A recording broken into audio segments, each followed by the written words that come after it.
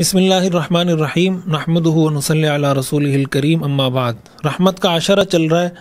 تو کون سے اسباب ہیں جن سے ہمیں اللہ کی رحمت ملے گی؟ ان میں سے پہلا سبب قرآن کریم میں آتا ہے ان رحمت اللہ قریب من المحسنین، کہ اللہ کی رحمت احسان کرنے والوں کے قریب رہتی ہے۔ اب احسان کرنے کا کیا مطلب، تاکہ ہم اس کا مفہوم سمجھ لیں اور پھر اس کے بعد ہم ایسا عمل کریں تاکہ اللہ کی رحمت کے ہم بھی مستحق ہو جائیں اور عشر رحمت کی برکتیں ہمیں مل جائیں۔ احسان کے تین مطلب ہیں۔ ایک احسان کا مطلب ہوتا ہے کہ آپ جو بھی عبادت کریں اس کو اچھے طریقے سے انجام دیں۔ حدیث میں آتا ہے نا، حضرت جبریل نے حضور سے پوچھا تھا مل احسان، احسان کیا ہے؟ حضور علیہ الصلاۃ والسلام نے جواب میں ارشاد فرمایا ان تعبد اللہ کأنک تراہ، تم اللہ کی ایسے عبادت کرو گویا تم اللہ کو دیکھ رہے ہو۔ فإن لم تکن تراہ فإنہ یراک، اگر تمہیں یہ تصور نصیب نہیں ہو رہا، کم از کم یہ تصور تو کر لو کہ اللہ مجھے دیکھ رہا ہے۔ تو جو بھی عبادت کی جائے، جو بھی کام کیا جائے، آپ تلاوت کر رہے ہیں، نماز پڑھ رہے ہیں، روزہ رکھ رہے ہیں، اپنے گھر والوں کے ساتھ بات چیت کر رہے ہیں، بچے کے ساتھ، بڑے کے ساتھ، والدین کے ساتھ، پڑوسیوں کے ساتھ، کسی ایک عام انسان کے ساتھ،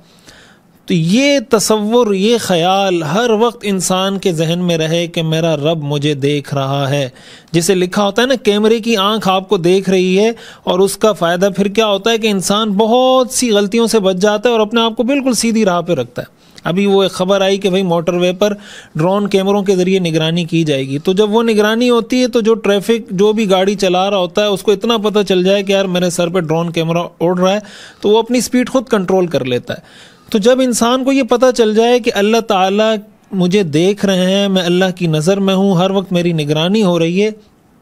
تو پھر اس کی عبادت میں بھی مزہ اس کو ملے گا۔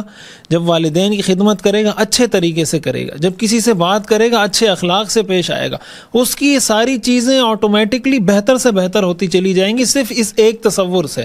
اس لیے ایک تو احسان کی یہ کیفیت پیدا کی جائے کہ انسان جو کام کرے اس تصور کے ساتھ کرے کہ میرا اللہ مجھے دیکھ رہا ہے۔ آپ اس کا تجربہ کر کے دیکھ لیں، اس رمضان میں صرف یہ تجربہ کر کے دیکھ لیں، آپ کو یقیناً اس کے فوائد محسوس ہوں گے۔ دوسرا معنی ہوتا ہے احسان کا کہ اللہ کے بندوں کے ساتھ احسان کیا جائے۔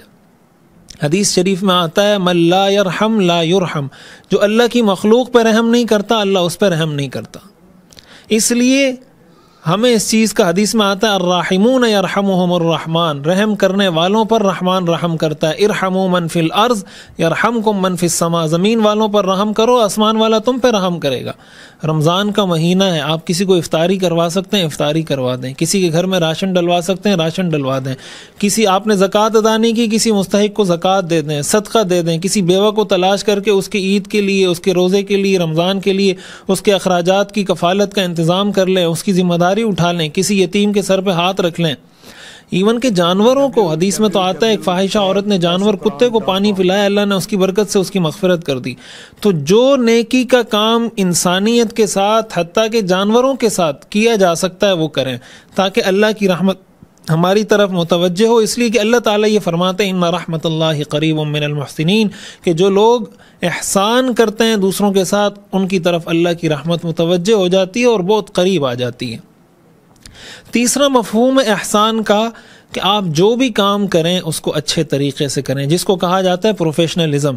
کہ آپ اگر جاب کر رہے ہیں، آپ اگر گاڑی ڈرائیو کر رہے ہیں، آپ اگر ریڑھی چلا رہے ہیں، آپ اگر کمپنی چلا رہے ہیں، آپ کوئی آرگنائزیشن رن کر رہے ہیں، آپ کوئی اسکول چلا رہے ہیں، یونیورسٹی چلا رہے ہیں، کالج چلا رہے ہیں، دنیا کی جس فیلڈ میں، جس شعبے میں آپ جو بھی کام کر رہے ہیں اس کو اچھے طریقے سے ایکسیلنس کے ساتھ پروفیشنلزم کو کے تقاضوں کو سامنے رکھتے ہوئے اس کو انجام دیں، یہ بھی احسان ہے۔ حدیث میں آتا ہے حضور علیہ الصلاۃ والسلام نے ارشاد فرمایا ان اللہ کتب الاحسان علی کل شیء، اللہ تعالیٰ نے ہر کام کو اچھے طریقے سے کرنا یہ لازم قرار دیا ہے۔ اذا قتلتم فاحسنوا القتل، جب قتل بھی کرنا ہو تو اچھے طریقے سے، اگر کسی کو قصاص میں قتل کرنا ہے تو ایسی اجازت نہیں کہ اس کی ناک کاٹ دی جائے، اس کے کان کاٹ دیے جائیں، اس کے ہاتھ کاٹ دیے جائیں، بلکہ جو طریقہ ہے پراپر اس طریقے سے۔ اذا ذبحتم فاحسنوا الذبح، جانور کو ذبح کرنا ہے تو اچھے طریقے سے تاکہ اس کو کم سے کم تکلیف ہو۔ تو پروفیشنلزم کے تقاضوں کو سامنے رکھتے ہوئے ہمارے ہاں جو جگاڑ کا سسٹم ہے، ہر کام کو جگاڑی طریقے سے کیا جاتا ہے،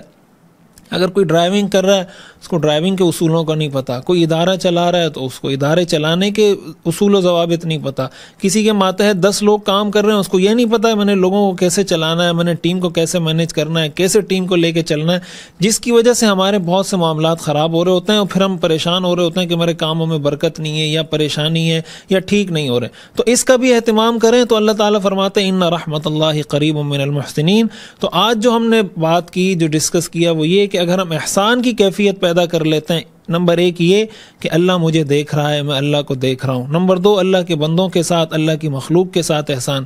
اور نمبر 3 یہ کہ ہم ہر کام کو اچھے طریقے سے کرنے کی عادت ڈالیں. تو اللہ تعالیٰ کی ذات سے امید ہے کہ اگر ہم رمضان میں اس کی پریکٹس کرنا شروع کر دیتے ہیں تو یقیناً ہم اللہ کی رحمت کے مستحق بنیں گے. اللہ تعالیٰ عمل کرنے کی توفیق عطا فرمائے.